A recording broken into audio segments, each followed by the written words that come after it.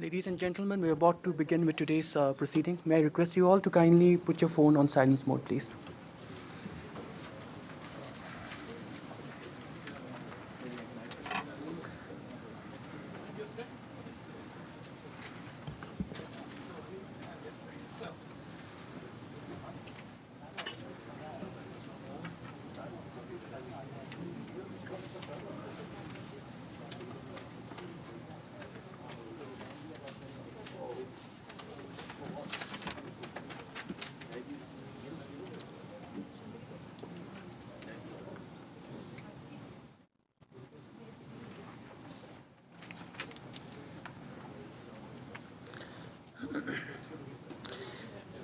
Excellencies, distinguished guests, ladies and gentlemen, a very good afternoon and a warm welcome to the Indian Council of World Affairs. We're gathered here today for a book launch and discussion on the book titled India's Eastward Engagement from Antiquity to Acquis Policy. The book has been authored by Professor S.D Muni and Dr. Rahul Mishra. Today's proceedings will be chaired by Ambassador Preeti Saran, who is a former Secretary East, Ministry of External Affairs. Let me give a brief outline on today's program. The program would begin with an introductory remark by the Director General of Indian Council of World Affairs, Dr. T.C. Raghavan, which will be followed by the launching of the book. Thereafter, the chair for today's event, Ambassador Preeti Saran, would give a brief opening remark. After which, Professor S.D. Muni and Dr. Rahul Mishra would give a brief presentation of their book. This will be followed by remarks by our panelists for today, starting with His Excellency Pham Chau, Ambassador of the Socialist Republic of Vietnam to India. This will be followed by remarks by Professor Shankari Sundararaman, Center for South, Central, Southeast Asian and Southwest Pacific Studies, Jawaharlal Nehru University. And then we would have Professor Nayan Chanda, who would give his remark, who is a professor of international relations at Ashoka Universities.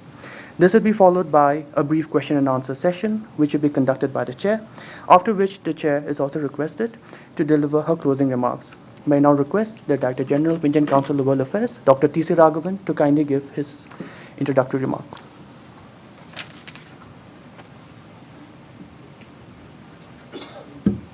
Good afternoon. Thank you very much, colleagues on the dais.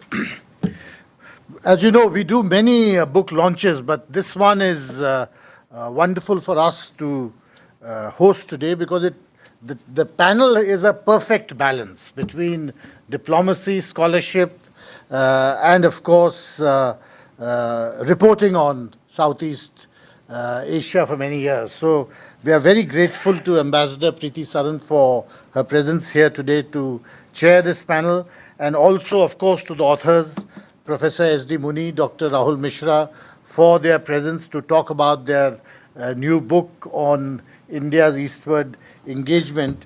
And then we are particularly grateful to the Ambassador of Vietnam, Ambassador Pham San Chau, to Dr. Shankari Sundararaman, and of course to Professor Nayan Chanda. Now, each of them, as you know, has a proven track record in terms of analyzing, writing about, and thinking about India's eastward engagement, which we call today Look East, but as the book shows, and I'm sure which they will talk about, has in fact a very long history, and to some extent, perhaps an even longer prehistory.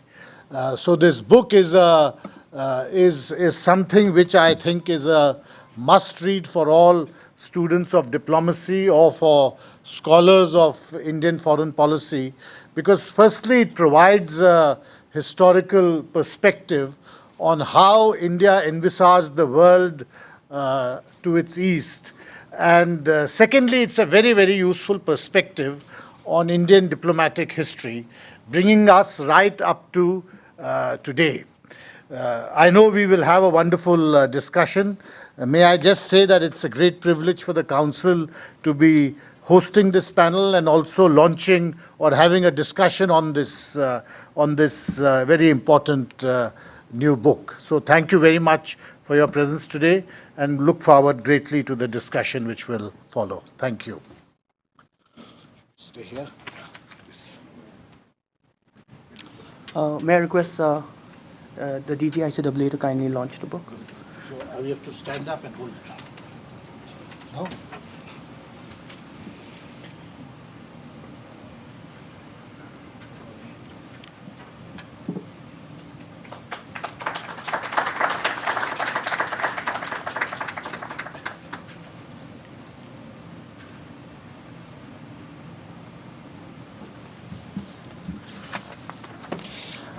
May I request Ambassadors Preeti, Saran to kindly conduct the proceedings.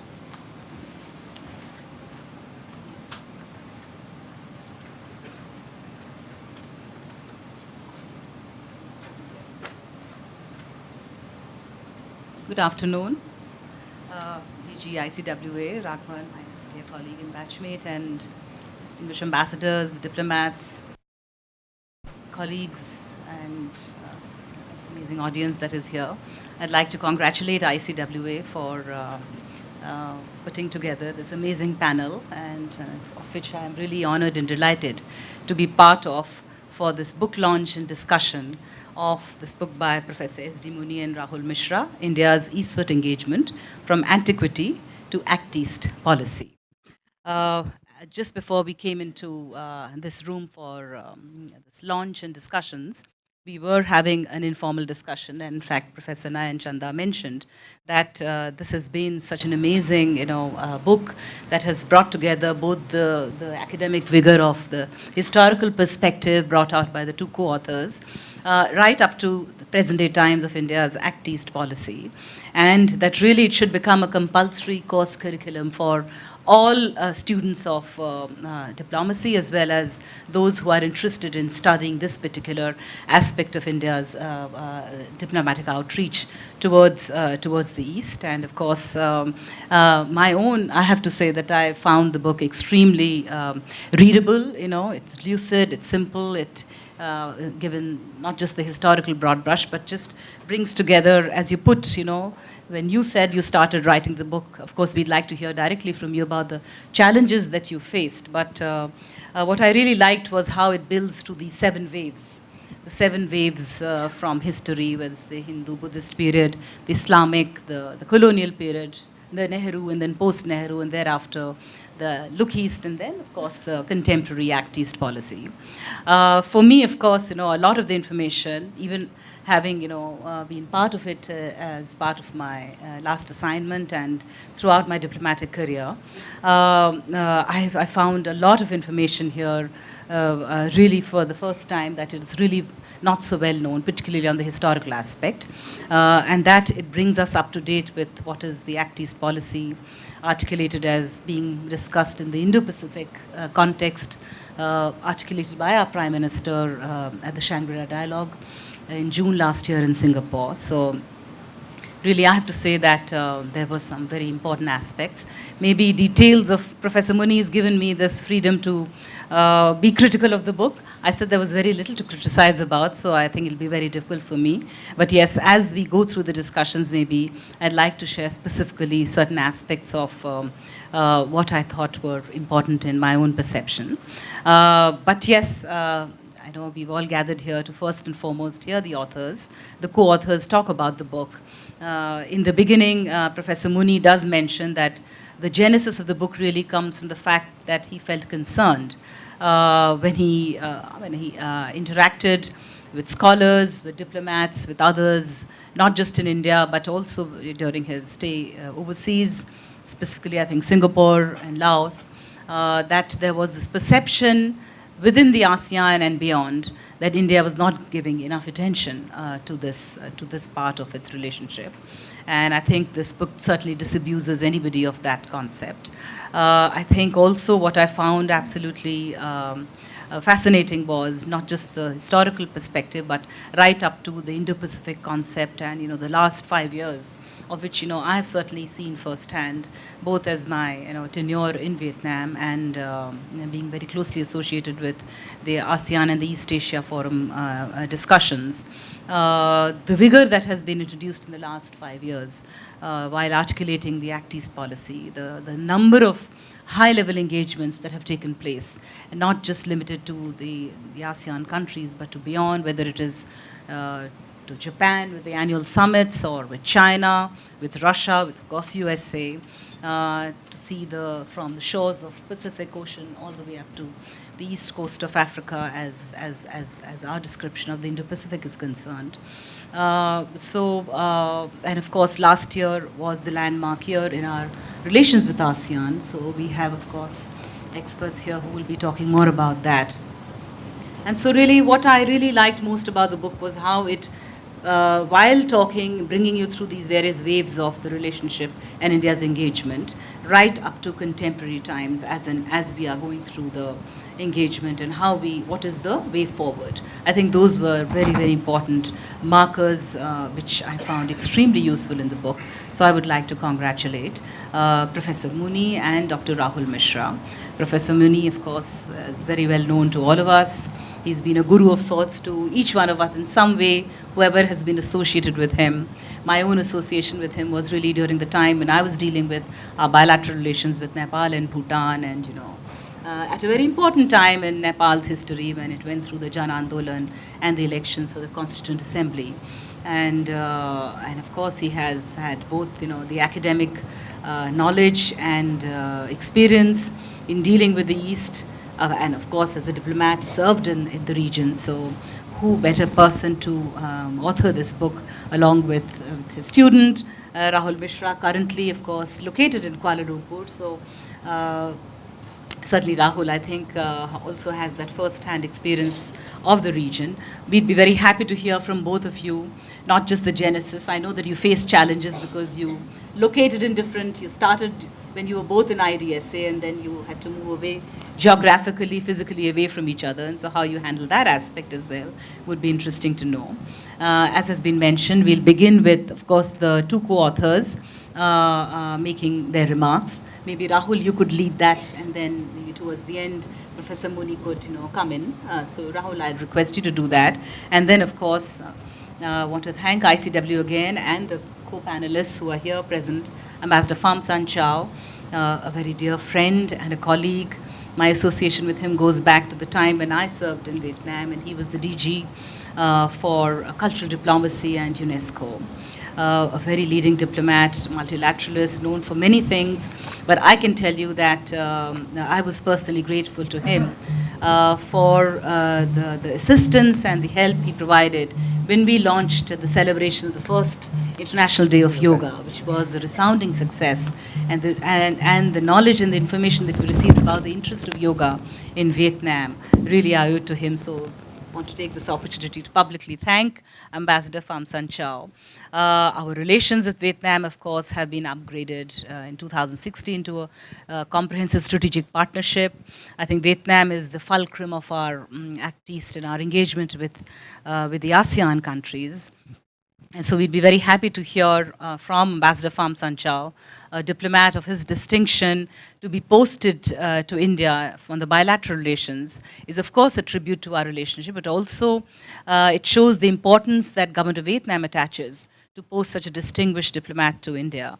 And I know that already under his watch, given his cultural footprint globally as representing Vietnam, I think he's already started there. But we'd be happy to hear more on the bilateral aspect of the relationship, where we stand today, how Vietnam views India-Vietnam relations in the context of India's Act East policy, the Indo-Pacific, and of course, within the ASEAN context, constantly in the book as well. I know that Professor Muni has questioned that how can the Indo-Pacific be all centered with India's Act East policy and yet put ASEAN as the fulcrum. So he thought, Professor Muni, I don't agree there, but he felt that there was a bit of a dichotomy in India's Act East policy and yet putting ASEAN at the center of it. But I firmly believe that ASEAN centrality, ASEAN's unity is crucial both to India's Indo-Pacific policy as well as to India's eastward engagement. But be very happy to hear from you, Ambassador.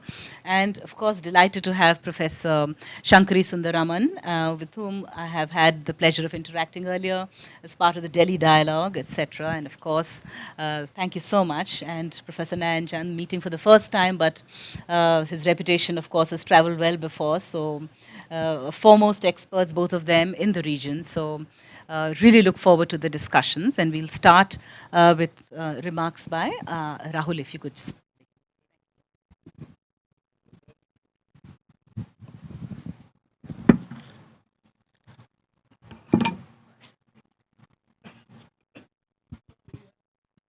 You have? Yeah.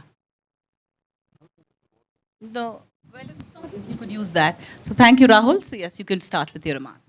Thank you, Madam Chair, and good afternoon, ladies and gentlemen, Excellencies, my former colleagues of ICWA, scholars, people from the media, and students. Uh, let me begin by thanking ICWA, particularly Ambassador Raghavan, Dr. Nivedita Ray, the Director of Research, for hosting our book launch and this book discussion. I'm really grateful, and I can say on behalf of Professor Muni also that we are really grateful, and I'm delighted to be here. Let me also take this opportunity, because this is my first book launch event. I missed, unfortunately, the IDSA event. Let me also thank Professor Muni for not only leading this research project, but also inviting me to collaborate with him on this research project. It has been really an incredible learning experience for me, and this book is just one component of that. So you can imagine the vast amount of learning that I had in working with Professor Muni. As the former chief of ICWA ship, as it were, just jokingly just now said to me that I've been partial to ICWA. And he's sort of touched my heart because ICWA indeed, Sapru House indeed, is very close to my heart, not just because I had a great stint at the ICWA, not just because the former director, Ambassador Bhatia, and I used to have long chats on Southeast Asian relations, Southeast Asian politics as two academicians, but also because it was in Sapru House that I got exposed to the rich legacy of this institute, how it played a key role in shaping the Asian Relations Conference, shaping India's eastward engagement in the 40s and 50s and 60s, and how that actually led to the formulation of India's Look East and Act East policies, as we call it. At that time, interestingly, we had sort of relaunched the Asian Relations Conference under Ambassador Bhatia. So I had the pleasure of looking at the archival material on Asian Relations Conference. Also, there are a number of things, archival research on India-Myanmar boundary and India-Indonesia, that also facilitated me in looking at India's historical past in the context of East. And that somehow helped me in understanding Professor Muni's point of view, and that also sort of helped us collaborate on this. Now, about the book, this book is an attempt to expose three widely entertained myths about India's eastward engagement.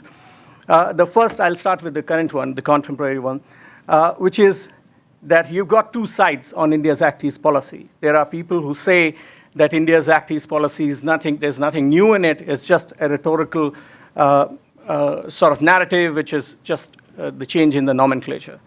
There is the other side, which says that India's Act East policy is completely new. You've got so many new dimensions in it, and therefore it should be treated as a new, not just policy, but also implementation in India's orientation towards the East. We, in our book, have established that the reality is somewhere between. The transition from Look East to Act East has been the changes have been more on the quantitative front than on the qualitative front. It has been a sort of a phenomena of continuity and change. The second myth about, and you see this in majority of literature that is available, that India's Look East policy started in 1992, and during the Cold War period, India was not engaged, not looking towards the East, and the Eastern, Southeast Asian countries, though we're interested, were finding it difficult to come to terms with India's policy preferences. In our book, we have established, backed by facts and the government data, that much before 1992, it was during the Rajiv Gandhi years, if you look at the number of visits, both by the then Prime Minister and the foreign ministers, substantive visits, very good MOU, list of agreements, were signed, which will tell you that India was indeed interested in engaging Southeast Asia and the wider Eastern region. Go back in history, further back in history, during the Indira Gandhi period, you'd see that there was a talk about a trilateral cooperation, more like today's Quad, on India, Japan, and Australia coming together after the Suez crisis, saying that the other two countries sort of compelling India, pushing India to work on a trilateral cooperation as security providers in the region. Now, what we have done is we have looked at that period also. The third myth about India's eastward engagement is that it was during the Look East phase 2 that the strategic element came into picture. We have proved that the strategic element was right there in the beginning, 1992. It actually started with engagement with Myanmar. If you look at the Milan and Malabar exercises, it tells you that the strategic element was right there in the beginning. So we have tried to expose that myth also.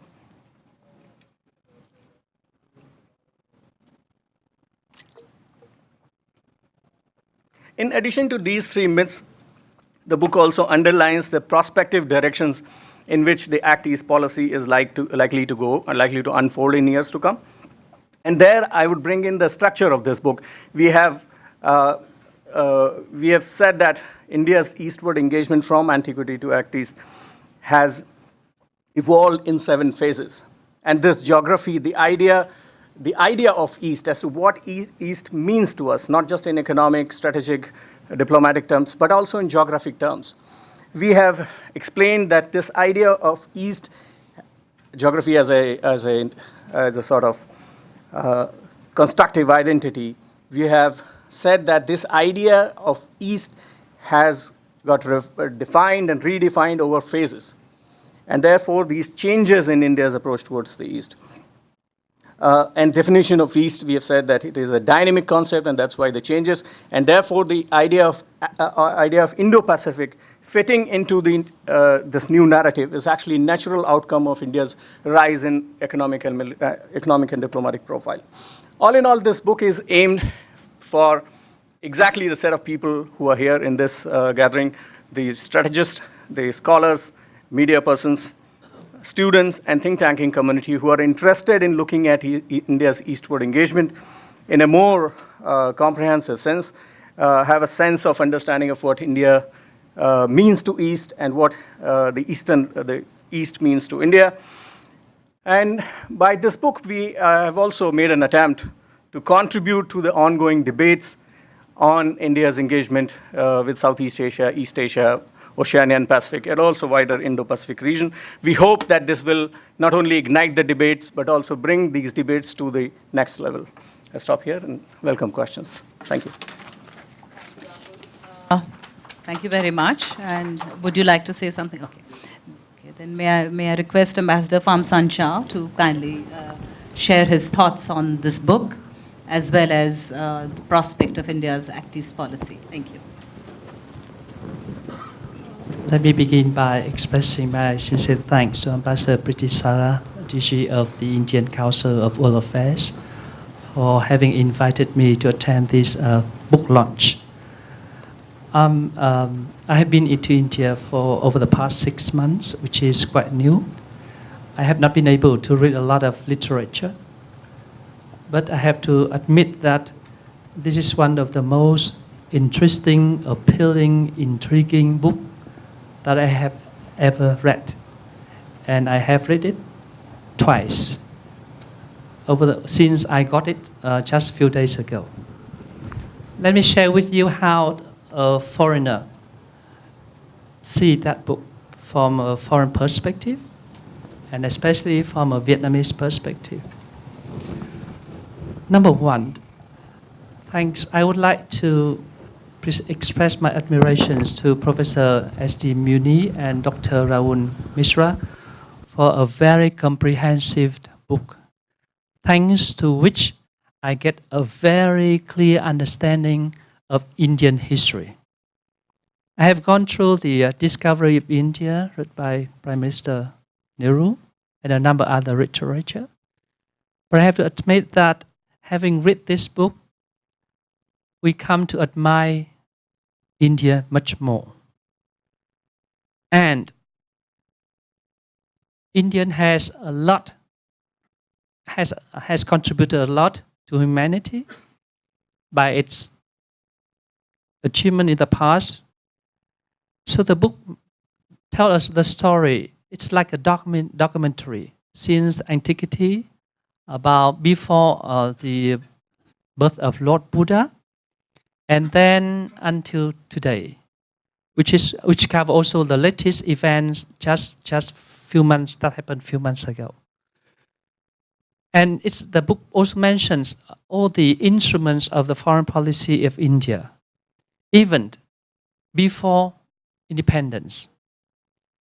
The book also mentioned the contribution of, at that time, Indian National Congress, with establishments of the Foreign Affairs section, with its position vis-a-vis all the matters, even the matters which before the independence of India, like the occupation of China by Japanese. So it covers a lot of things, and that gave me a better understanding of Indian contribution, even in a period before before independence. And the book also mentioned different instruments of foreign service of India. They also mentioned the contribution of not only Buddhism, of Hinduism, even also of the spread of Islam coming from India, but also the contribution of Tagore to the relationship between India and the other part.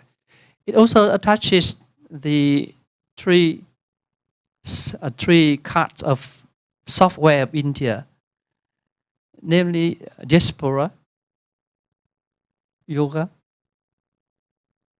and what is the third thing I almost forgot. And also to talk about economic development assistance, all the instruments. So by and large, the book for me is like an encyclopedia, Wikipedia, in order to revert to when I need some understanding of India itself. So I thank you very much for having enlightened me. The second reception is that thanks to the book, I came to know better of external relations between India and almost each and every country of the region. Not only Southeast Asia, but also China, Korea, Japan. And the book also covers the up and down periods between India and each and every single country. And from historic perspective, we understand all the policy that different governments of India have made, even before independence and after independence, and the reason why they have to come up with that decision. So for us, as a foreign officer, its book is a source of reference in terms of foreign policy of India. And I have a better understanding of the context under which a strong and solid relationship between India and Vietnam came into being. The third observation is that the book has mentioned the pros and the cons, the up and the downs, the thin and the thick of the eastward engagement of India. For instance, why it's the seventh wave, as Madam Ambassador Preeti Saran said, I entirely agree with her. So like the first wave of Buddhism, which affect Vietnam tremendously, and this is perhaps the first strong wave of eastward engagement of India in history, 500 years before crisis. And then you also mentioned about the period which followed, and especially when which followed by the second wave with the wave of Islam. And in that part, there's a disruption between some countries like Vietnam and India because of the Mongol rulers in India. And they care more for the West and Northwest relationship than East-West. And also the book also cover a lot of according to me, the stories that until now I don't know. And I think that perhaps from historical perspective, we need to check again on the relationship between Vietnam and India on the book, and there's a chapter, and Pakistan, yes, on that matter. I think that perhaps we need to have a double check. Now, finally, what I like most in this book is that the ways forward, the chapter about the way forward. And the authors are very straightforward in criticizing this and that about, but not really critical of the foreign policy, but what have not been able to achieve by the administration. And I like the example just mentioned about Nalanda University. Nalanda University was once upon a time a world center of higher education, particularly in terms of Buddhist teaching. And Nalanda University came into history and became now recently as a UNESCO site.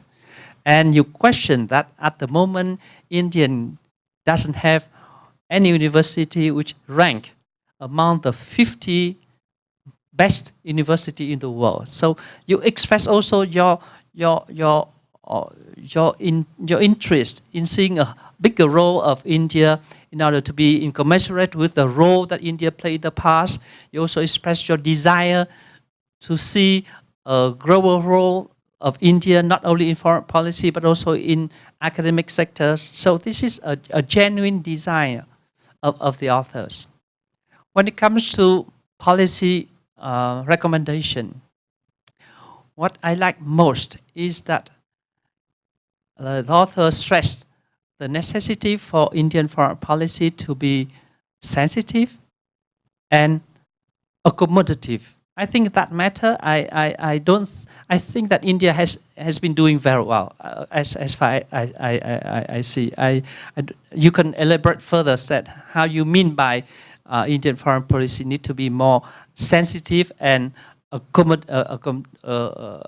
more accommodating. Yes, but another point which I think that is perhaps the key word that I bring along with me, and that satisfies me tremendously, is to talk about delivery on promise, which is late, which is delay, which is cancel, and you ask for a swift action at political level, at the technocrat level, at the technical level, in order to be able to convert the seventh wave of Indian Eastward engagement, namely Act East policy, into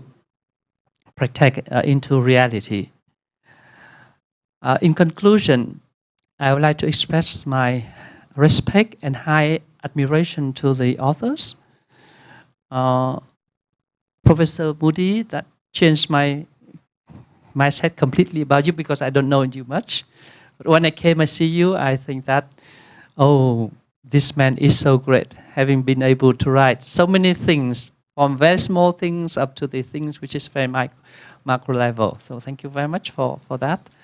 And I also wish that this book be read by all the foreign officers, especially of not only of Indian, but of all the countries in the mentions by the book. I mean, all the East or the East department, the East side of India.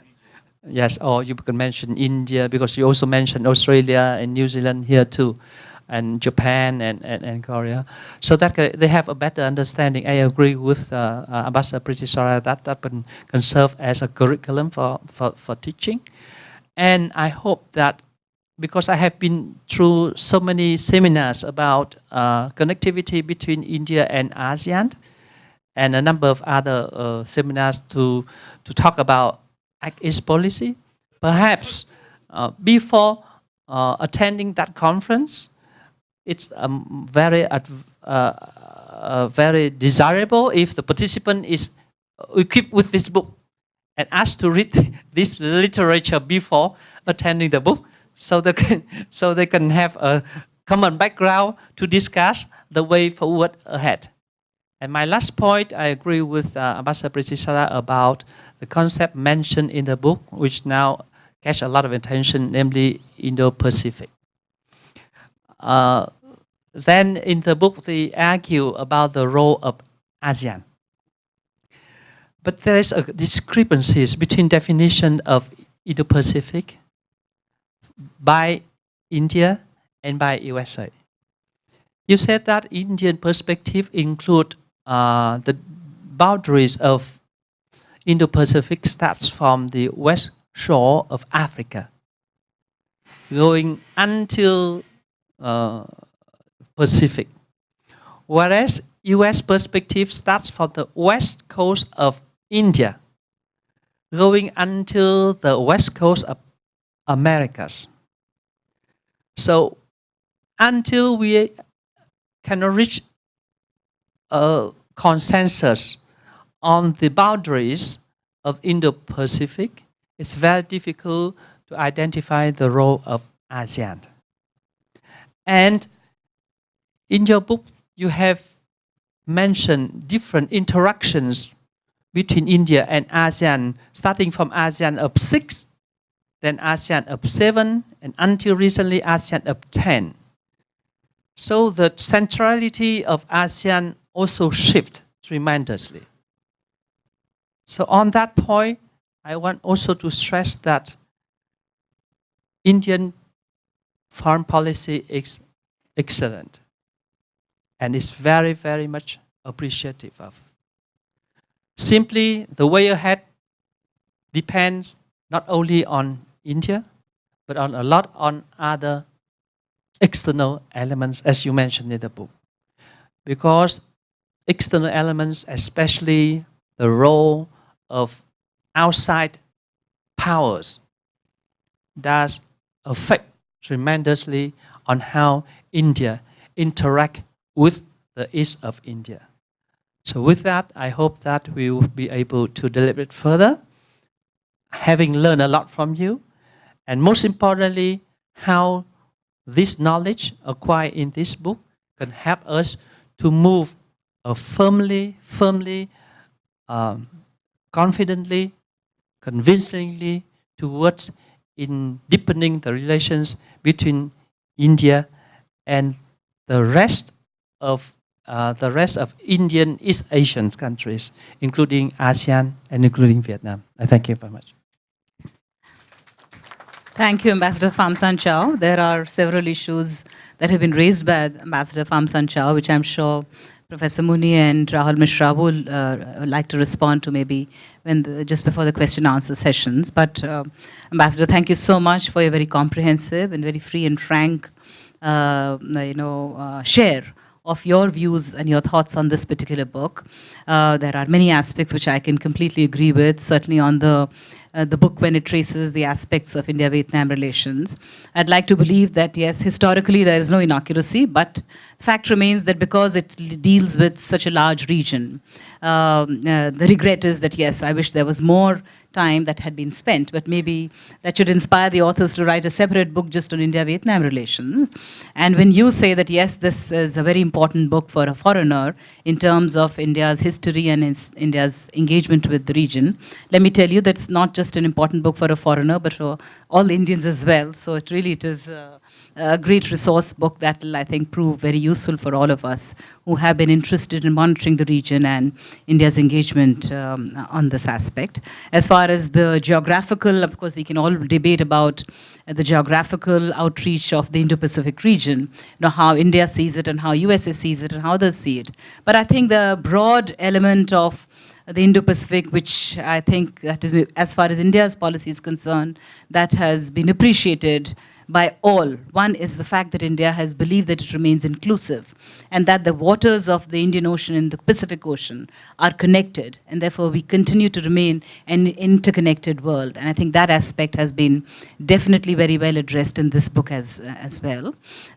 They would, of course, be very happy to hear thoughts of our two very distinguished academics, one from JNU, one from Ashoka University, both of whom have have had a very deep experience and knowledge of the region. So Professor Shankari,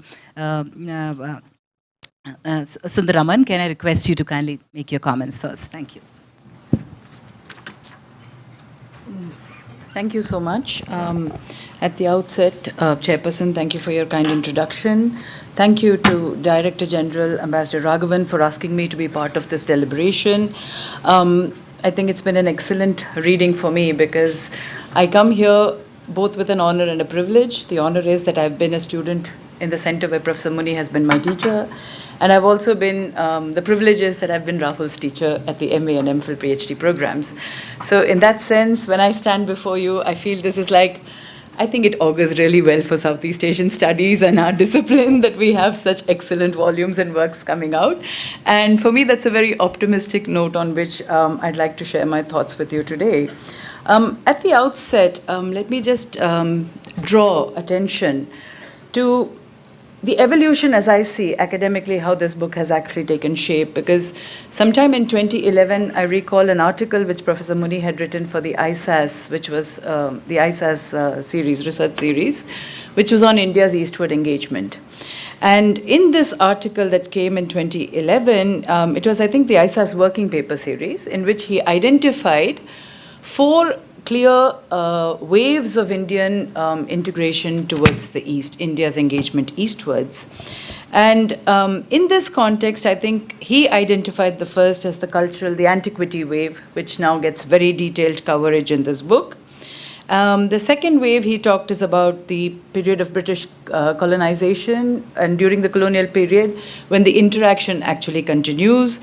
He speaks in terms of a third wave during the Nehruvian period, which is the resurgence of the Asian identity. And then finally, he comes to the fourth wave, which is the Act East policy. And it's fascinating that this book not only covers those 4 waves, but thematically it goes beyond that to include a specific entire section on the Nehruvian period, which I found fascinating. And I think Rahul and I, over a lunch a couple of weeks back, we had a very interesting discussion on this, which I will share with you as we move forward. In terms of the methodology, I'm actually very fascinated with the historical analytical method that's been used in a qualitative research like this. Often what we see is that Western scholarship tends to become very theoretical, leaving very little space for the empiricism to come in. And what I find extremely interesting here is that when you take in general, what are the contributions to Southeast Asian studies, you see that it always sort of does this seesaw ride between those who are considered as the realists and those who are considered as the constructivist scholars. And here, I think what this methodology provides to my mind is a very accurate assessment of the historical factors that shape the relationship. And also what happens, I wanted to actually go back and say that when you start to read ASEAN, when you've seen the kind of literature that has come out of the region, particularly in the context of the post-Cold War scenario, you see that constructivist scholars who began to look at the ASEAN region took into consideration only the processes of multilateralism in terms of ideational factors, in terms of the socializing issues and all that, completely leaving out the structural changes that were happening in the region until it sort of, forgive me for saying this, but sort of hit them in the face. And this is where I think the distinction here that the book by Professor Muni and Rahul is that they actually factor in systematically at every level the structural shifts that are happening in the Asian region, right from the end of the colonial period until now when they're speaking in terms of the Indo-Pacific and where this, what Rahul described as the artificial geography, when we are having our discussion in the Director General's room. So, this entire thing of how you have brought in the structural change, which is extremely relevant without really getting it hung up within the context of only theoretical approach. I think that's a very, very interesting, kind of the evolution of how you've evolved this entire work. The third important theme, I think, is when you look at a book any new book that comes out, you tend to sort of place it within the context of the contribution that it makes to the existing literature in a particular field of study. And as I recall, for the last nearly about 30 years, if we have to look at the India-ASEAN dynamic, we've ended up with about, in my view, only about 6 books that have come out, which is actually a paucity of the literature on the area. And I remember 87, we had The Troubled Region coming out, again a Sage publication, but which looked more into the Cold War and the issues relating to the Cold War. Probably the first work on the region, which I think has been very well referred in your book also, is Kripa Sridharan's work on ASEAN and India's foreign policy. The role of ASEAN in India's foreign policy. There's also the reference, I think there was a book that came out on India, Southeast Asia in terms of challenges and opportunities sometime in the mid-90s.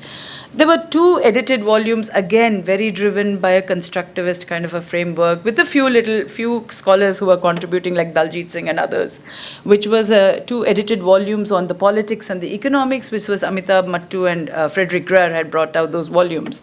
And more recently, I think it is 2012 that Ambassador Amarnath Ram had brought out a volume on the 2 decades of India's Look East policy. I think it's called Prosperity, Peace and Progress, something, Partnership Towards Peace, Prosperity and Progress.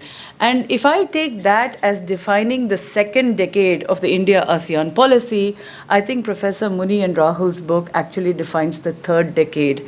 And this is probably the most critical, and the most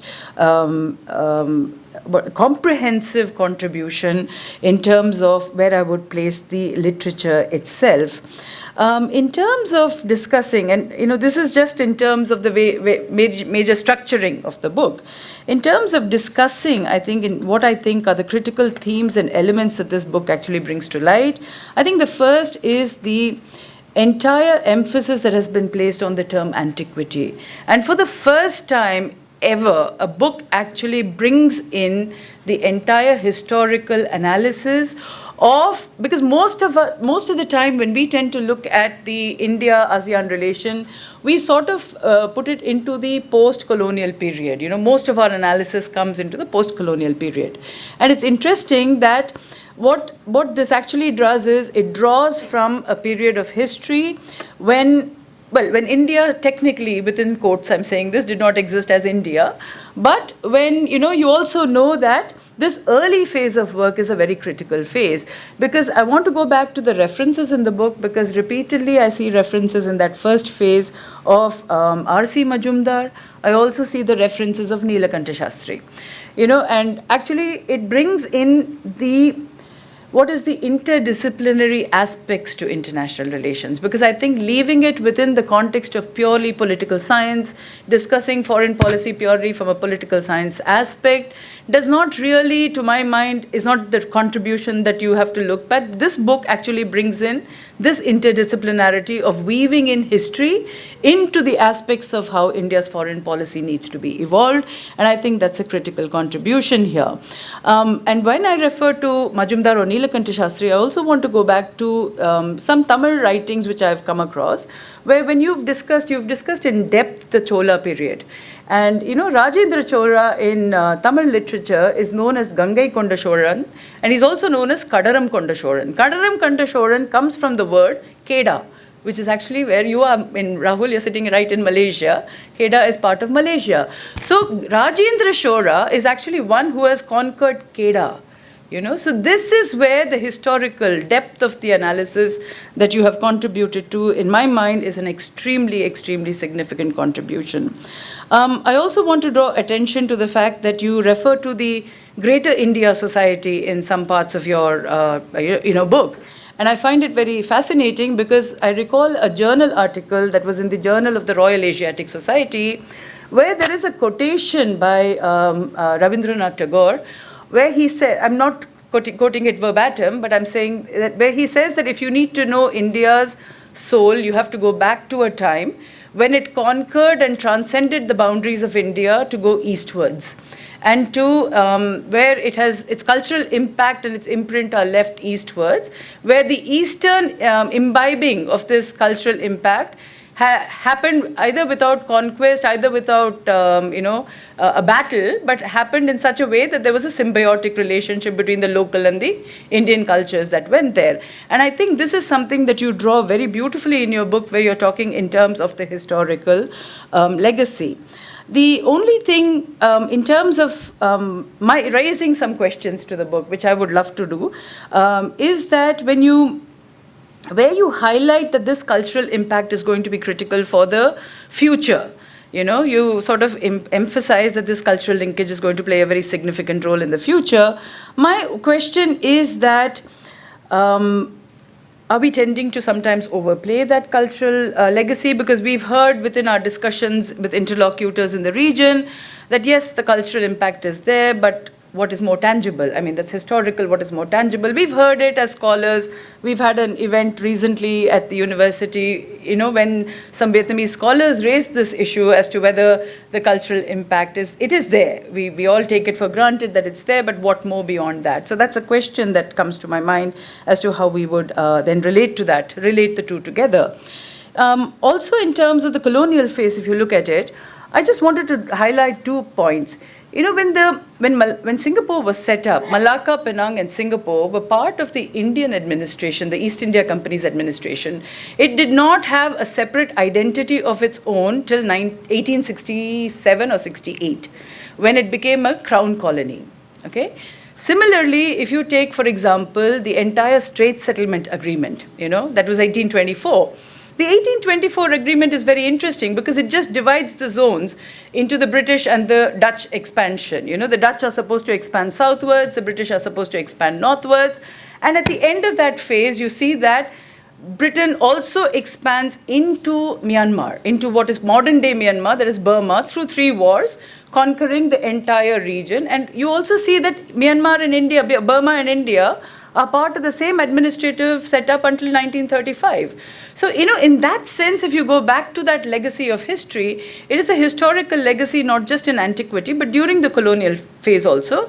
And I think your book actually refers to it because you clearly refer to the movement of Indian labor across the region, so I think there is a lot of reference to that. And this is a very substantial area, I think, that many volumes on India, Southeast Asia miss out on. The second substantial theme, which I found rather fascinating, and this is where I want to refer to the delightful lunch I had with Rahul, where he said, we have a separate section on the Nehru years, okay? So it was almost, to my question to him at that point was, are you giving Nehru a larger than life identity? And he said, no ma'am, we're actually positing Nehru where he has to be posited. So it was interesting that the book actually brings back the earlier, that is Nehru's participation in the Brussels conference, for example, in 1927, and from where the entire idea of an Asian African resurgence sort of takes place from there.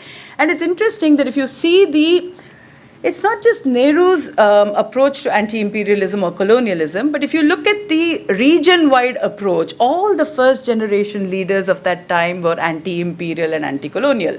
So it's interesting to see this, because whether it was in the case of any of these leaders, whether India or Southeast Asia, I think broadly you will see that this was the way they were shaped.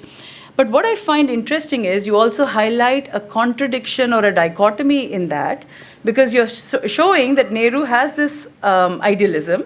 Simultaneously, you're showing that there is a real person there, because especially when you write about the post-1962 event, you see that the way you've described it is that India no longer saw China as anti-imperial, and the rest of the region, particularly Indonesia and other countries, continued to see the Chinese as anti-imperial, So you go into the depths of that dichotomy and the contradictions that come out there, which I actually found very, very interesting there. The third substantial issue to my mind is the nuance that you draw between the look east and the act east policies. And I think that's a very, very relevant nuance, because I think, Rahul, you made this very clear in your introductory remarks, that it's not an mutually exclusive look east or act east, but the truth lies somewhere in the middle. And this is something I found very interesting, because in the book you sort of refer to Prime Minister Gujral's, what you call the neighborhood policy. and subsequently the extended neighborhood policy, and subsequently you also identified that even Prime Minister Gujral identifies the Asia Pacific as part of this neighborhood policy, and it is not sort of limited to just South Asia. And interestingly, you give this emphasis that the Act East policy is sort of energized by the new leadership that is in, post 2014, and also that this is a kind of how do I put it? There's an interesting thing I wanted to raise here, because you say that it's just a new energy to this policy because the older UPA 2 was not having, the reform process was very slow. And what I find interesting is that if you compare, and I'm going to do this sort of just to get a response in that sense, if you compare, say, Prime Minister Modi, if you compare people others who came to power along with that time, say, for example, President Jokowi, as well as President Duterte, a few years later. What I see is all three of them come from deeply entrenched systems of domestic politics without really having had the foreign policy experience to go with it, okay? And interestingly, do they then take a particular policy that has existed, redefine it with their own little flavor, add a own bit of themselves to it, and then recalibrate that policy? Because I don't see any shift in terms of continuity of foreign policy regardless of domestic politics change. There is maybe a nuanced increase in the foreign policy in terms of how you energize it, in terms of quantitatively, but qualitatively the foreign policy has not really shifted. So this is my mind, I think one of the areas which I would like to sort of focus on. I think I've taken more than enough time. I'll stop with this because other points have been raised on the Indo-Pacific and others, so I will stop with this. Thank you so much. Thank you, Professor Sundararaman. I think those are very, very important points that you've raised, and certainly from your perspective as an academic who knows the region, who has done so much work on the region, I think you've really brought in a very in-depth analysis, and thank you so much. As I heard you, I found that, yes, a lot of the elements that you've, especially the focus on the antiquity aspects, the comparison of the Look East policy and the Act East policy, and others are certainly important questions which we look forward to after we've heard Professor Nayan Chanda. Thank you. Good afternoon. It's a tremendous personal pleasure to be back at Sapru House, where I had first met Professor Muni some 50 years ago as young researchers. So it is a wonderful occasion for me to reconnect with Professor Muni and with Sapru House. I wish Professor Muni had written the book before I went to Cambodia, again some 50 years ago, not to be shocked to see on the walls of Angkor Wat the beautiful image of the Samudra Manthan, the churning of the sea to find the nectar. I had no idea that the whole mythology of India has been immortalized on the walls of Angkor Wat. Then back in Phnom Penh, a flight was delayed because apparently the Hindu astrologers at the court had ordered the flight to be detained because it was an auspicious time. So there again, I encountered Indian civilization back there in Cambodia. So these anecdotes are just to say that our knowledge of Southeast Asia has been appalling. We've spent past 1500 years connecting with the region, and then we turned completely to the West. And that's one of the reasons why I chose to study Southeast Asia, to understand our neighborhood with which we had so much of interaction. Now, this book is an absolute gem. This book should be read by not only by all Foreign Service officers and people interested in foreign relations in India, but throughout the region, certainly ASEAN countries. They should recommend this book to be read by their diplomats to get a better understanding of where India is coming from. It's very, very important, this book. So I have basically 4 points to make. The first is the deep historical background that they have provided. It has a tremendous value in understanding the familiarity we feel towards the region, and yet we feel somewhat estranged by the long absence of contacts. And the fact that when this massive statue of Buddha in Nara in Japan, the eye was opened by a Buddhist monk, Bodhisena. That was some 1300 years ago. So when you see Shinzo Abe come to India to proclaim this long civilization link, it's not just rhetoric, it's a fact that we have very deep civilization connections. So they have to be complimented for bringing this rhetoric of civilizational connection with actual facts that show that indeed it was a very deep connection. That while doing that, they have been very, very wise to caution Indians not to gloat about this cultural contribution and be sensitive to the nationalism of the region. And this reminded me of an episode that Prince Sihanouk of Cambodia recounted to me. When he first came to India in 1955, he brought along with him two DC-3 full of Cambodian ballet dancers to offer a show in Calcutta. And after the show, he was asked, "How did you like our dance?" He said, "What dance?" He said, "You just saw." He says, "That was my dancers. They came from Cambodia." And he was shocked that Indians had no idea that these Royal Cambodian Ballet performing Ramayana on the stage in Calcutta actually were Cambodians. And he was so insulted that he remembered that till the end of his life. And so I have heard so much of this insensitivity of Indians.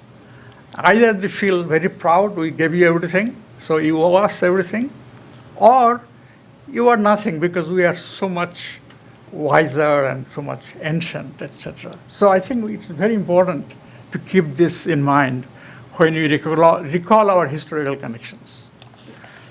Second point I want to make is that the point that Professor made about rehabilitation of Nehru, in the sense that Nehru has been so demonized in recent days, his contributions diminished, and it is so unfortunate. So I think their book has done a great service by bringing the tremendous role that Nehru played in India's foreign policy, Indian foreign policy, especially in its relations with Southeast Asia. And while doing that, they have not been sycophantic. They have been very, very clear-sighted. They have criticized Nehru for his well-meaning arrogance and his overbearing attitude towards small countries. And yet, they also note that today's India is kind of a Nehru's India, in the sense India's foreign policy has gone back to the same idea of trying to prevent big power conflict in the region. That was the mission that Nehru had in his time. The third point I want to make is that they have done a great service by providing some details of the 7 waves of connections between India and Southeast Asia, and bringing in especially the role of China in bringing out this India's new approach. And they say that 3 points, 3 major motivations, the last 2 waves, is the rising China, turbulent Myanmar, and transforming ASEAN. And this, all 3 ultimately underneath lies the question of rise of China and Chinese attitude towards the rest of Asia, which poses a big challenge. And the challenge is this, which they do not actually clearly state that, but it's very implicit, is that when Nehru was calling for India preventing big power rivalry in Asia, the big powers were from outside. They were coming from outside to try to win over Asian countries. But now, big power rivalry involves one in Asia and one from outside. And that creates a very different dynamics. Does India, in the name of preventing big power rivalry in Asia, say, as Xi Jinping says, Asia for Asians? So Americans, you go away, and only one power dominates Asia? Or does India join hands with the Americans to balance China? So this is the issue that will be debated in years to come.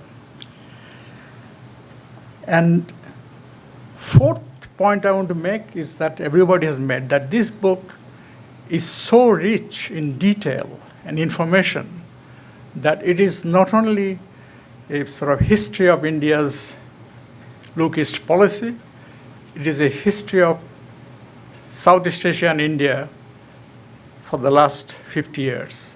And it is a powerful resource for anybody wanting to understand what happened in this part of the world in that period. And finally, I have one point to note. It is an oversight, but an oversight that I think could be rectified in the next edition, is that book has no mention of Cambodia or Prince Sihanouk, whereas Nehru's main disciple in Southeast Asia was Sihanouk. In 1954, he in fact maneuvered to get Nehru to visit Cambodia because he heard Nehru was going to Vietnam, overflying Cambodia, and he refused to give permission to Nehru to overfly Cambodia unless he stopped in Cambodia. So Nehru, of course, so Nehru stopped in Cambodia, and he was charmed by this young prince, and he was a very eager student of Nehru, and he saw his position facing the American-led Seattle coming on his border, and the Vietnamese and Chinese communists pressuring him. So he found Nehru's policy of non-alignment absolutely perfect fit for Cambodia's national security need. And the next year, in 55, he came to India, and he called Nehru my guru, my elder brother, and he really was extremely influenced by Nehru. And Nehru introduced Sihanouk to Chou Enlai during the Bandung conference in 55. And that was the beginning of a Sino-Cambodian relationship that had very, very toxic result eventually. But this aspect of Sihanouk and Nehru, I think, could be mentioned in the book. Thank you so much. Okay. Thank you, Professor Chanda, for those five very important points that you've raised. And I think I'm sure all of you are equally eager to hear the response of the two co-authors. So my request would be that before we open the floor for more questions, I think the panel itself has raised several questions on the writing of the book and the points that have been missing. Of course, the compliments are there as well. So, Professor Muni, may I request you to please begin with responding to what the panel has raised, and then we'll move on. Thank you. Well, thank you so much, Ambassador Saran and all the co-colleagues on the panel. It's a pleasure. It's a delight really to be here, and I thank ICWA for organizing this function. I almost stand overwhelmed. You have been so kind and generous in your positive remarks about the book that I don't think I have much to say. In fact, I have been looking for potholes in the book which you could find out and we could improve upon it. I fully agree with Nayan regarding Sihanouk. But we got swayed by Nehru's identity and relationship with Sukarno. And he also said that almost everybody said Nehru is our guru in the whole region. And since Cambodia at that time did not offer a more controversial aspect of India's engagement, that's why it did not figure much. We write about Indochina as a whole, where India played a role. But these personal relationships, and Nehru was both very charming and very irritating on various aspects. So that is one thing.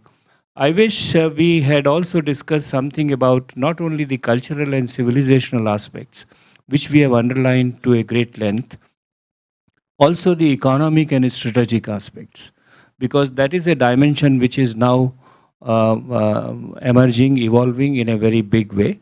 And I think most of the policy approaches, I think Ambassador Saran would bear me out, will be shaped and redefined by this strategic and economic dimension, which the Indian policymakers have seen Southeast Asia as a major economic attraction, and we are working in order to improve our relations in that way. Now, there are references to historical and other aspects, and I accept, it depends upon Prabhu Murat Dekhi Tin Taisi Jaki Rahi Bhavna Jaisi.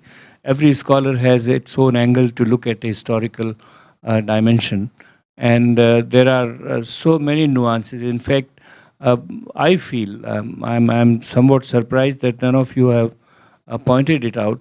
We have yet not taken help of many of the original documents, which would have taken us almost 1 year. If we, a whole lot of Nehru papers, I have collected them. And if we go into weaving them, it would give you a story which is far more fascinating than what we have seen it. This is true that Nehru bashing has become a political hobby. And I think not that whatever Nehru did was absolutely correct. And he did land India into trouble set on many occasions. But he was India. He was committed to India. And it was a judgment in the given context of things happening there. And it is unfortunate that we judge him from today's standards. One has to be put in that respect, and that's one of the reasons. China has been a problem, and I think would continue to be a major issue when we look at the future aspects of. Now, the question of in Indo-Pacific, why not accepting ASEAN as a core? I know why we are emphasizing on ASEAN as a core, and I think this is the best approach which we can do under the circumstances. But when you define your Indo-Pacific in a much broader respect, and at a time, and this is an unpleasant aspect of when ASEAN is struggling itself to maintain its internal strength and cohesion.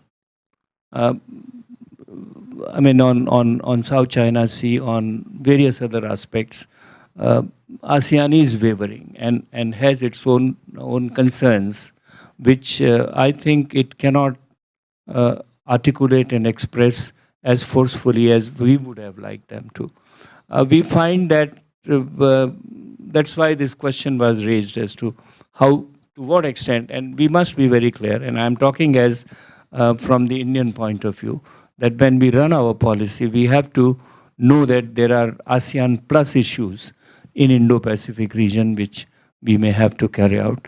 I hope that next year when Vietnam takes over ASEAN, he would at least, I mean, I was about to say you on the other conference which took place, that Vietnam had a very close relationship with Cambodia and Laos, which, please correct me, is not as relevant today as it was. And certainly on the China-related issues, there are different wavelengths between Vietnam and. So kindly bring the Indo-China back to one grip, and I think you will have a different perspective on China in ASEAN, in Southeast Asia. And this is what people are looking. We have also in the last chapter said that India itself is, we are not pitted against China. I mean, this is an impression if somebody carries in the region would be wrong. We are not pitted against China. We have always had a mix of competition and cooperation with China, always from the British period, since they started doing it, when they were sort of controlling Russia in the Himalayas and all that. And I think that is a tone which will continue, and this is where I wish somebody had questioned me on that.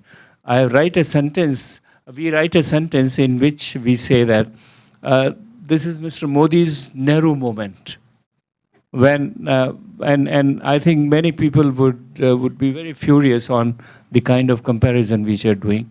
And what I'm saying is in the terms of perspective on Asia, that Asia as a region where India has to be very active and involved, I think Mr. Modi and Jawaharlal Nehru are on the same page. And that's what we have tried to underline by referring to Prime Minister Modi's speech in Shangri-La, which is so very clear. So I find that, as Rahul said very rightly, it's a continuity and change. It is an evolution of a policy. And politically, it is being bragged, it is a new policy, which is largely for the political ownership of the policy, not really in terms of its substance and content. I think I'll stop here. I once again thank all of you for very kindly endorsing whatever effort we have made. And never first effort can be a perfect one. Thank you. Thank you. Thank you, Professor Muni, and thank you to all other members on this panel to have raised very important questions for their critique of this very important book, as we've all discussed it so far. I'm sure the audience here too has a number of questions. A point or 2 points that I thought I missed out just when I was making my own remarks, Professor Muni. Of course, the one is I can agree with almost everything that everyone else has here has said, but I think I can think of that already from these discussions, I can see several other books coming out, not just as second editions, but, you know, standalone books devoted to individual relationships or regional relationships. So I hope that, given the fact that you mentioned that perhaps this is just the 7th book on this particular aspect, I think definitely is a very poor reflection on you know, what we articulate as a very, and not just articulate, I think the political leadership and the government has taken very active measures to energize this relationship, the kind of engagements that have taken place at the political level alone by the president, the vice president, the prime minister, into this region, for 2 FIPIC summits to happen, annual summits with Japan, you know, raising the relationship with the comprehensive strategic partnership, a privileged partnership, and special partnership with so many other countries in the region, I think itself speaks for itself. But that said, I know that in the end you conclude with a reality check. The fact that that particular vision of Pandit Nehru, and that to translate that into reality, definitely we must be mindful of our capacity constraints and resources. And that is also important, quite apart from the fact that arrogance doesn't help here to forward this particular policy of India. I will certainly open the floor for more questions, but I have one of my own which you can respond to. And that is that in conclusion, when you look at the whole region, of course you go beyond ASEAN. And while you've dealt with in some depth, of course, Japan and Korea and other countries in the region. But I thought one aspect of India's Act East policy in your conclusion, you certainly touch upon it, but do not, just as Professor Nayan mentioned that Cambodia was missing. I thought, you know, the aspect of the importance of Russia being part of India's Act East policy, that we don't still look at it as India's East is an important element for Indians to understand, Indian policymakers to understand, but for an academic like you, I mean, was that also deliberate? That is one question. But in addition to that, maybe I could take 3-4 questions together and then request the authors to respond. Could you kindly identify yourself as you raise your question, please? Yes. I'm Professor Sri Prakash from the Academy of International Studies, Jamia Millia Islamia. And knowing Professor Muni as a student, since I was also at JNU, and he's of course our guru, and knowing him, the book must be an excellent one, there is no doubt about it. But of course I've been working on India-China relations for many years and have publications on India-ASEAN also. I thought that one of the things that might be discussed here by this distinguished panel is the BRI, which is the latest intervention by China in this region, and especially with relation to Malaysia, because the Malaysians have been visiting Beijing quite often in the last year or so. how would BRI, impact on India's Act East policy with this region in mind? Whether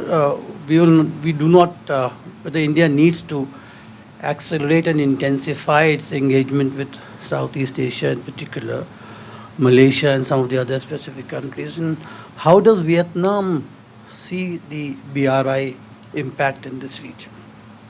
Just one issue that might be considered as probably in the future or in terms of our analysis and writing. That's all I would like to mention.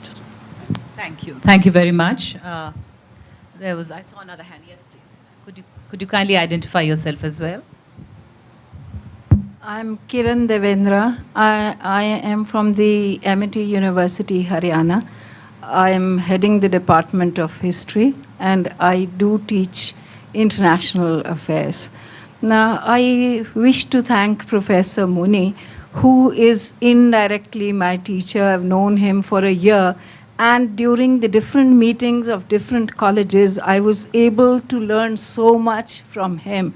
And I feel that you have done a great service by actually giving life and strength to multidisciplinarity and to using history in your analysis. When we learned history and when we taught history 30 years back and teaching now, there is a lot of difference. Now, one needs to actually understand that for teaching international affairs, the foreign policies, the relationships between the countries, we need to actually not only understand just the foreign policy, but the other aspects as well. Most of the, the ambassador said that it needs to be a part of curriculum, issues like these. Certainly. But then what happens is that most of the teachers teaching post-graduation in the universities, they actually do not believe in multidisciplinarity. They just like to cling to their own disciplines. So I feel that, a work like this needs to be taken forward, and more discussions need to be held on this book so that more and more of the teaching community also becomes aware of the need of giving strength to a subject like this, using history, analyzing, and also trying to be more objective. The example that has been given of Jawaharlal Nehru, he's not just trying to eulogize, but then he's also talking of the things that he should have done. Maybe it would be for the historians also to take it up and to find what were the historical compulsions that led Nehru to take those decisions. We need to take these things forward together in the disciplines of social sciences. Thank you so much. Thank you. Maybe one more question before. Yes, please. Yeah, Professor Muni, could you identify Dr. Sarjit Dudeja. The policy from look East policy to act East policy, because of Rajiv Gandhi it has happened. You said economic and strategic issue as important. But don't you think that we should go further to promote East? The need of the hour is that so that our relationship can get more promoted towards East. So, Professor Muni, Rahul, you have the questions, of course, specifically on the impact of the Belt Road and whether India should be enhancing its engagement with the countries in the East. Then, of course, the question on multidisciplinarity in academics. And, of course, the look East to the Act East policy. Those are three questions specifically if you could kindly respond to. And then maybe can I request Ambassador Pham Chau to respond to the question on Vietnam as well. And thank you. Ambassador Saran, on the question of Russia, yes, I think we got obscured by China. And I'll tell you how, in our perception, we thought that most of the Indo-Pacific issues, Russia is largely following the Chinese lead. And if we are wrong, please correct us. We will try and that's why when we thought we are dealing with India-Russia relations is in a different category altogether. And I agree with you that there is a lot which needs to be known, that India-Russia relations also in the last 5 years that you have been in command there has energized and invigorated very, very strongly. But so far as the Indo-Pacific issues are concerned, they are largely dominated by China and the US. And that's where Russia did not figure. But I thank you. We will look into that once again. BRI and Act East, almost every Southeast Asian country is for BRI. And to that extent, you know, the kind of dilemma which not everybody faces, I would say, US faces, India faces, is also being faced by ASEAN countries in terms of relating with China. While economically it is a very attractive proposition to engage with China and work with them, strategically they have hesitations and problems there. And this is a dilemma which, to my mind, no country has successfully resolved so far. That this is how we can manage the economic engagement on the so BRI is a factor, but BRI has not washed away the strategic concerns which the ASEAN or Southeast Asian countries have it. And now they are individually impinging. Cambodia was just one example in July 2012 when the Cambodians refused to have a common resolution on South China Sea. But later on you find, I mean, you, for instance, ask Thailand, ask Laos, ask Cambodia, will they stand up on even Singapore internally with the huge Chinese population? I've just been there, and Ambassador Raghavan would know. There are a lot of internal pressures which are coming up. And this is the dilemma. So BRI itself is okay, fine, creating infrastructure because all Southeast Asian countries are for economic dynamism. And infrastructure gives boost to the economic dynamism, no problem. But what is strategic implications it has is a bigger question which they are looking at. And lastly, the promoting East. I think we are promoting, one more aspect which we have not discussed. When we often in such gatherings sit down and say, India faltered here, India faltered there, we also say it as academic. We forget that you need two to a tango. And we have given examples of Cambodia, for instance, that on the Cambodian issues, the whole of ASEAN of that type completely militated against India. And for whom? For Khmer Rouge, supporting Khmer Rouge in the company of the Chinese, in the company of the Americans. Largely a strategic reason, which they have all realized now that history has corrected them in one way or the other. So when we look at India and the Eastern engagements, Japan, for instance, there were long periods when Japan, despite all the economic and goodwill which they have with India, was cold on India for one reason or another. Look at the nuclear issue so far as there. Australia. One can go from country to say that therefore when we talk of the engagement with the whole region as it is, there are factors which are located in the region itself, and for everything, whether positive or negative, India cannot be blamed. For instance, for getting India integrated or engaged with Southeast Asia, Singapore played a great role. Maybe Raghavan himself played a great role at that time working in Singapore, and his predecessors as to how it was brought about. So there were countries which were very cooperative, encouraging to India's engagement. There were countries who had a lot of reservation even now.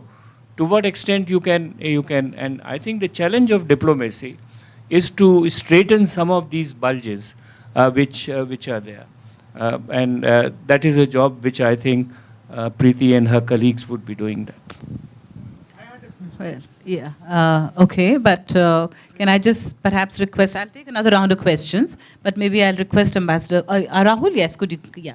And then I'll request Ambassador Pham San Chau to respond specifically to the BRI question and where Vietnam stands on that, and then we'll go. Yeah. Yes, Rahul, please. Thank you, Madam Chairperson. I cannot resist my temptation to respond to the comment that Professor Nayan Chanda had made. When we were doing our research on post-independent India and interactions with Southeast Asia, and I was looking at the speech that Sukarno had given immediately after independence and the government was about to be sworn in. And there he said to the gathering, the Indonesian people in front of all of them, he was a hero back then, and he said, politically, Nehru is my father. Such dramatic turnaround within 10 years was something that I just couldn't afford to lose. And that's why this is actually, this is given as a caption in, below the titles of one of the chapters. Now, Russia, of course, is missing, but that was perhaps more because of our appreciation and understanding of Russia's role during the Cold War years. We thought that putting Russia as part of East would be a little injustice to the tremendous role that Russia or the Soviet Union had played back then.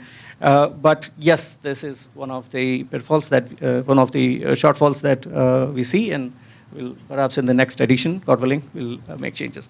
Belt and Road in Malaysia, I think the Southeast Asia, as Professor Muni has said, all the Southeast Asian countries have towed the line, and nobody's really willing to bell the cat. And you wanted somebody as big and as powerful as Mahathir to take that stand. And living in Malaysia, I can say that every day the kind of statements that come from him are not, these are statements that don't come from leader of a small country. These are statements that come from somebody who has a very clear understanding of history of Malaysia, how it has been positioned between the major powers, very close to China, and yet not aligned during the 50s and 60s. So Mahathir's understanding of history and geopolitics is very strong, and that actually reflects in his decision. He has been criticizing China for being opaque and not transparent enough on Belt and Road, and yet not looking to towards the US or Japan in terms of bailout. So he's not in for balance of power politics, which is in continuation with Malaysian tradition in foreign policy. Very similar to what India would do in such a situation. Act East policy in Belt and Road is something that India has been doing. India has been engaging the Southeast Asian region. The problem really is that we do not have deep pockets, and that challenge will remain there. So India's counter to Belt and Road, if at all, would be constrained by our economic capabilities. Thank you, Ambassador Pham Sancha. Thank you very much. Before answering the question concerning how Vietnam see BRI and how it affect the eastward engagement by India, let me share with you two anecdotes.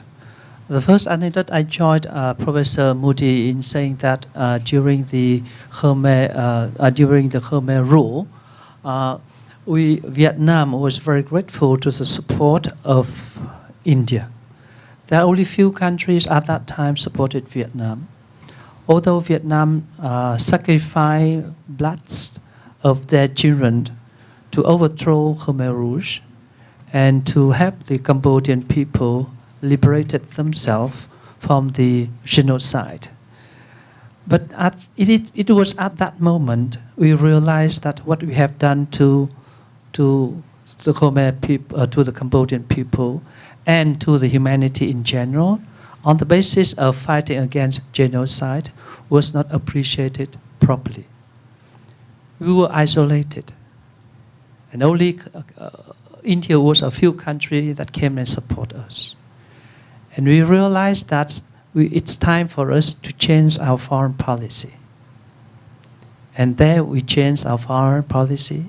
And since then, we make our foreign policy is that we want to be friends with all countries,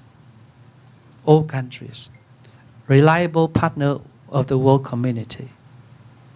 And we take proactive in all activities, diversify our relations. That's number one. Number two, the other day at the Maritime Federation, we have a talk about Asia Pacific. And I am very appreciative of the story told by Dr. Roy. He said that he told the story in Paris at that time when they decided to build the Eiffel Tower, everybody was in support of the Eiffel Tower, except one, who is the well-known writer Guy de Maupassant. And they asked, and after the tower, Eiffel Tower was installed, and Guy de Maupassant is the person who came most often to the tower. And people asked him, why you said that you hate the tower? How come you came to the tower? And he replied is that the best way not to see the tower is to get into the tower. So I feel it's so interesting. And it has no implication with what I say but after that, Vietnam decided to make China a strategic partner. Of course, in addition to China, we have also India and Russia as strategic partners. Yeah. Now coming back to the questions, the core question is that from our foreign policy that we want to be friends with everybody, and we diversify our relations with everybody. So we welcome all initiatives on connectivity. And on that ground, we welcome all initiatives, including the BNR connectivity. And that's why from the beginning, we support that initiative, and we take a proactive approach to that initiative. That's why recently our government have decided to send our Prime Minister to attend the second BNR summit, and which are comprised of 5,000 participants from 150 countries. And we discussed a lot about projects connectivity with Vietnam. So and I don't think that BNR will affect our relations with India. And I presume this is also the case that cannot affect the other countries' relation with India. Of course, from your book, we see that external factors do influence in the relations between India and other countries. But the time we are living today is quite different from the time when you wrote about in the book before colonial and Nehru time, things like that. It changed completely now. So we are all much stronger. We are more independent. So on that, under that circumstances, and from the lessons, sometimes painful lessons that Vietnam draw from its past, we decided to go on out its way. And thanks to that independent foreign policy, Vietnam has been able to bring itself from an isolation period.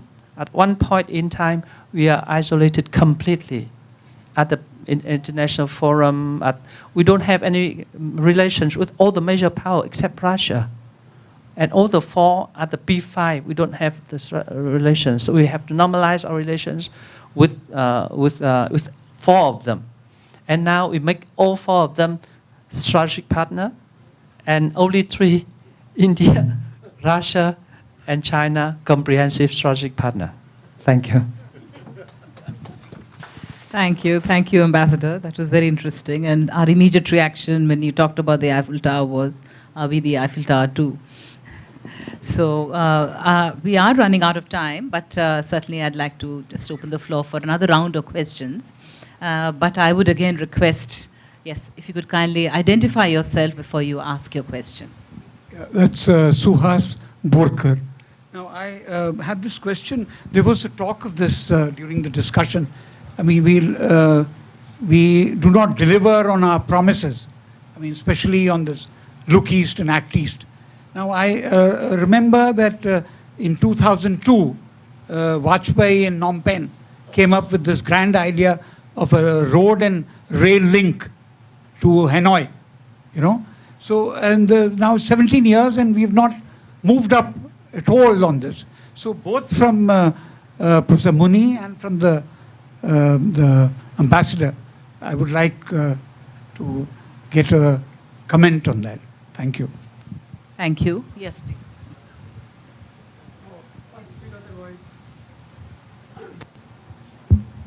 Oh, thank you, ma'am. I'd just like to make a mention that we have said Act East and we brought Antiquity in there. It's the first time we see the antiquity being brought into this question. We've been talking about the look east, now we're going to talk act east. But when we talk east, we substitute the east with north, south, and west, it will be comparison. It will, because I'm a student of comparative studies, so I would like to compare it. We don't have activity in the far North and South America.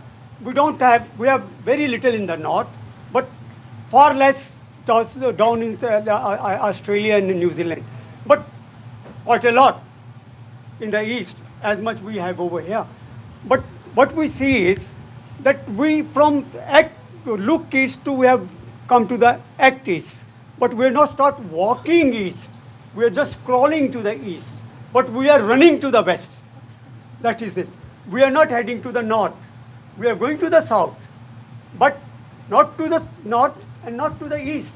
We are only crawling, not running. And to start running, what is necessity, just has been mentioned, and I have been advocating, if we want to achieve that, the problem that we're writing and talking and conferences, you want to get over with it. You want a quantum jump here, you have to do one thing, and that is you have to go for connectivity for the common man, not for the airlings. Common man connectivity, that is road and rail. If you do that, all your problems will be solved. Thank you. Thank you. Are there any other questions? Yes, please. At the very outset, sir, I would like to congratulate the Professor S.D Muni. Sir, I have been following your work, but though this is the first time that I have in person see you for the first time, I would just want to try to be very brief. Since the book is on about the India look is policy or the act is policy, I just want to know, this is out of my curiosity, is that what are the essays that India has enjoyed and privileges, just like we have the Buddhisms, we have the religious expectation, we have the diaspora in across the East Asian country. So likewise, what are the essays, what are the reason and essays and the factor or any kind of privileges that India have, so that this East Asian country will look towards us and engage with us, sir? Thank you, sir. Thank you. Any other questions? So maybe we'll just take the response, starting with Professor Muni, or Rahul, would you like to go first on this? I would certainly request our other panelists also to respond to some of the questions that have been raised in this, as well as the earlier questions as well. Yeah. So Rahul, would you like to respond? Yeah, I think that there's no doubt that there's been a delivery deficit, and it is not just confined to look east or act east. You look at other regions also, there is not enough has been done in terms of what India has promised and what it has delivered over the years. And to my mind, act east or look east is no exception to that. So I guess the best way to solve this problem is to work more on this, and first to promise a little less, and then work on achieving your targets a little harder. That's the only way out. And the second about India's more action-oriented approach, I think in quantitative terms, as we have argued in our book, efforts have been made. It's just that we have to follow up with that on more rigorously, and that's the best way forward. Maybe, yes, Professor. I'll just take on one or two points that were raised. First and foremost, the question that Professor Nayan Chanda raised, on Cambodia not being there in the book. And of course, the fact that it is probably one of the greatest examples in terms of where India's antiquity is really visible. It is the most prominent example of that antiquity being visible. The second thing I wanted to raise was what Professor Muni, sir, you said in the discussion to Ambassador Pham Chau on why there is no close linkage between Vietnam, Cambodia and Laos now, and whether you like to see that reinvigorated. it's very interesting that when we see the dynamic, if you see up until 1975 historically, as long as the Indochina region was conflicting against one common enemy, which was the United States, you saw this unity between the three countries. And I think you've probably alluded to this very much in your own writings when you covered the region in the context of the Indochina wars. And what I found fascinating is that, because I've done a lot of work on this region, so I wanted to sort of share it, that with the exit of the United States from the region, you also see that the differences and the dichotomies between the three countries emerging within themselves. And I think the strongest in that sense in terms of the positioning, I think, was between Cambodia and Vietnam, where Laos was closer to the Vietnamese side, whereas Cambodia took a much stronger position against the Vietnamese side. And it was not just at the domestic level, because you see this implication playing out at the regional space also, where in the sense that Cambodia followed a Chinese kind of a model and the Vietnamese followed a more Soviet kind of a model. And this dichotomy that you see here is probably one of the more clearest examples as to how Cambodia and Vietnam sort of fell apart over the years. And there was also the historical context of Vietnam having gained inroads into the former Angkor territories, and what they call the Kampuchea Krom region became one of the contested areas between the Vietnamese and Cambodians.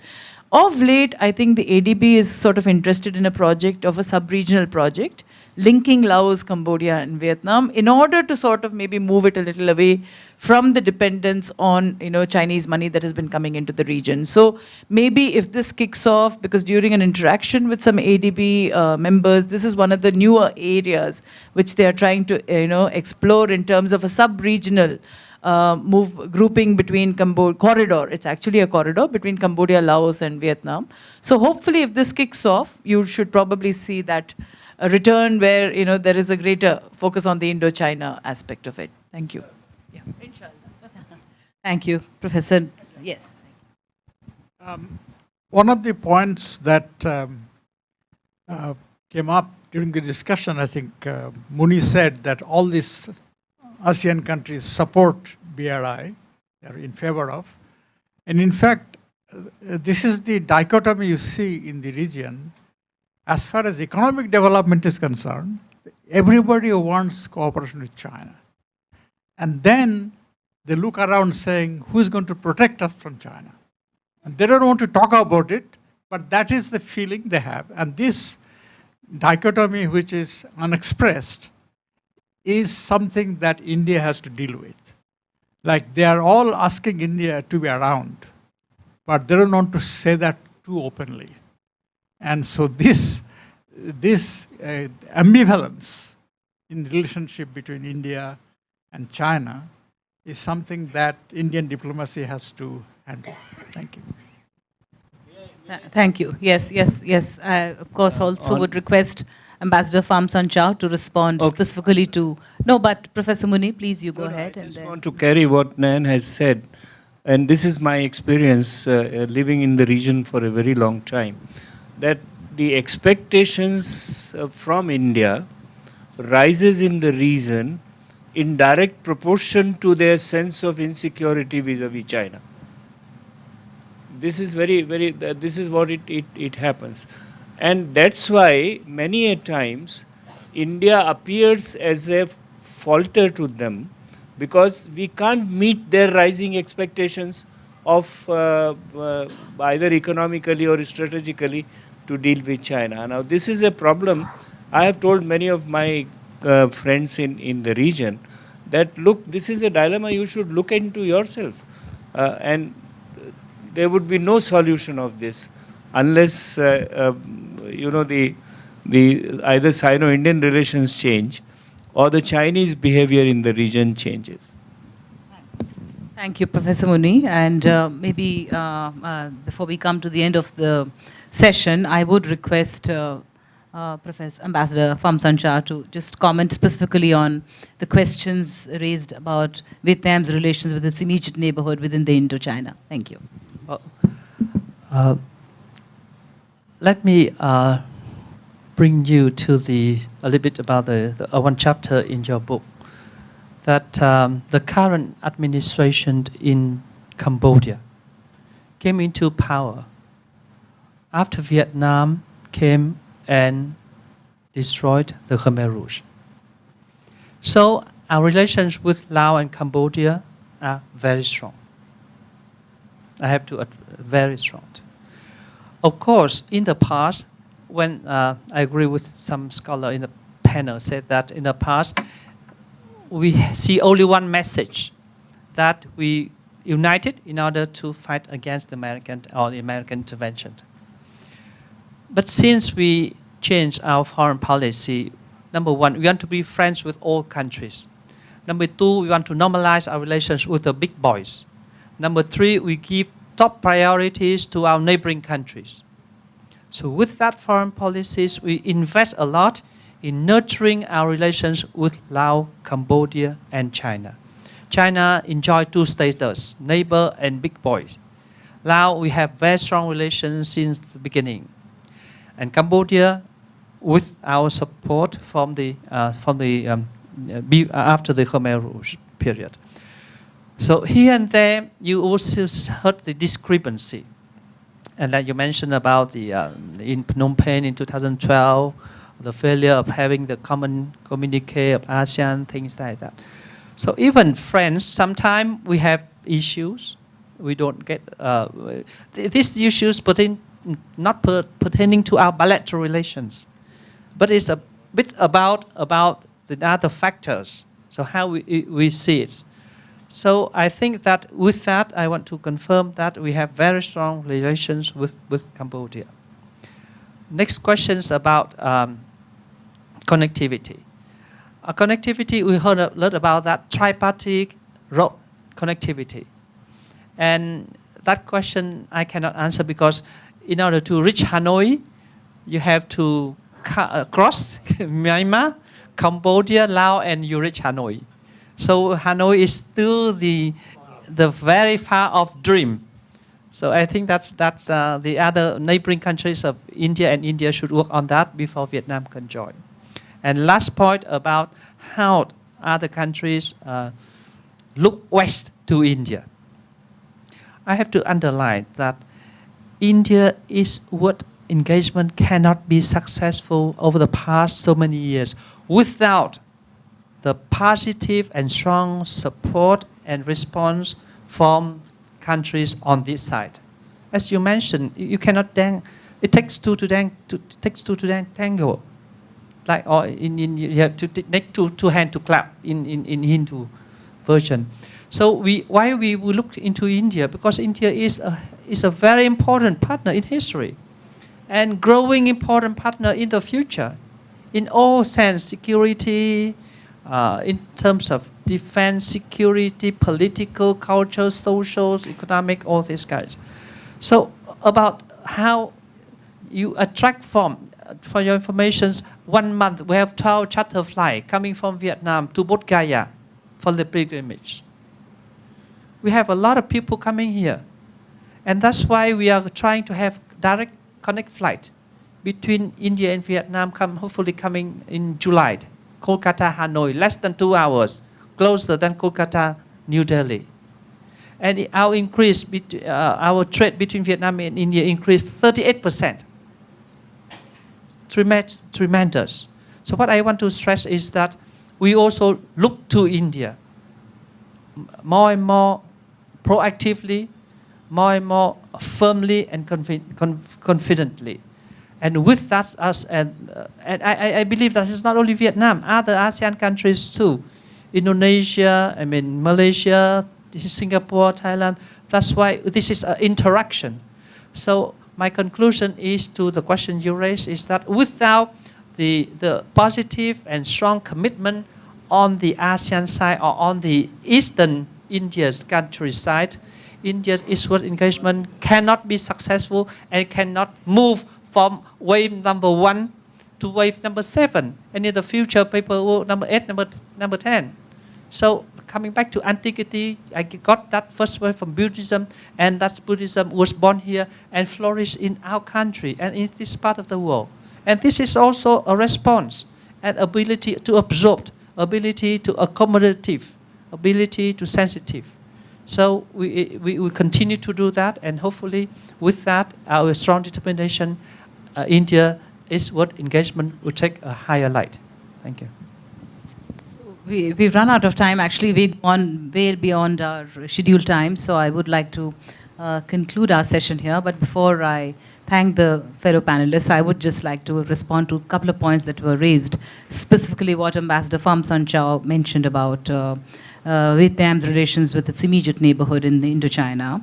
And I can tell you, I can see it firsthand, contrary to perceptions that you find Laos or Cambodia, moving the other way outside the Vietnamese sphere of influence, let's say. But I think, it's much more nuanced. I think the relationship that Vietnam enjoys with each of its two immediate neighbors, I think, are the most important. And definitely the Vietnamese leadership and the government devotes a lot of attention, not just in terms of high-level engagement, but also trade, commerce, cultural contacts, people-to-people contacts, development partnership. I know that Vietnam offers scholarships to several students, and that itself builds a strong connectivity. And when you talk about the Indian context of India's influence in the region of Eastward's engagement, I think there was a question that, we did. Of course, your book also talks about capacity constraints and resources. I think that's our biggest. It's not as though we don't have the political will, and it's not as though the story has all been negative. I think, if anything, over the years, from the beginning to today, I think there has been just an incremental increase in our engagement with the entire region, and I think we should be looking at some of the most positive aspects of it rather than bemoaning that, okay, a certain road or rail link has not been done. There are challenges. If you were to look at India's, apart from capacity constraints, specifically when you talk about Laos and Cambodia, well, Laos, I would typically like to compare India's relations with Nepal, and Cambodia could be Bangladesh. So just as India has to deal with the challenges of India-Bangladesh relationship and India-Nepal relationship, I think Vietnam does that too. And we have to face that in the context of BRI, or the rising China, or the multipolarity that Vietnam so dexterously follows. I think it is something that we have vigorously followed. India cannot be faulted on not giving the right political attention.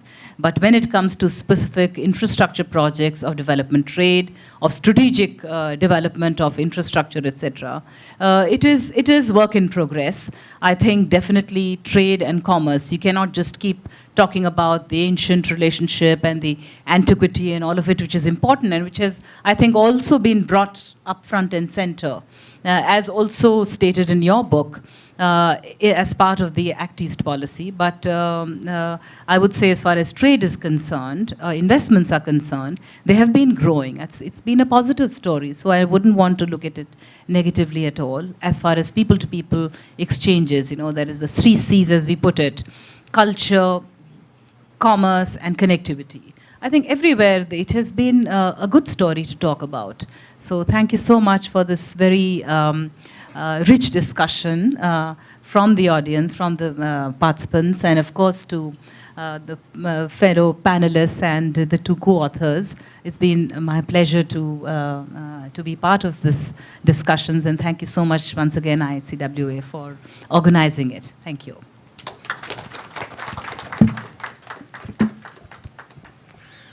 I, on behalf of the Council, will take this opportunity to thank Ambassador Preeti Saran for moderating the session.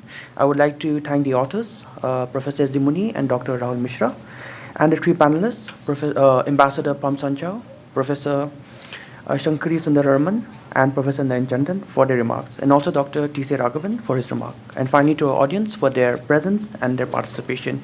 May I request you all to join us for refreshment at the foyer. Thank you so much.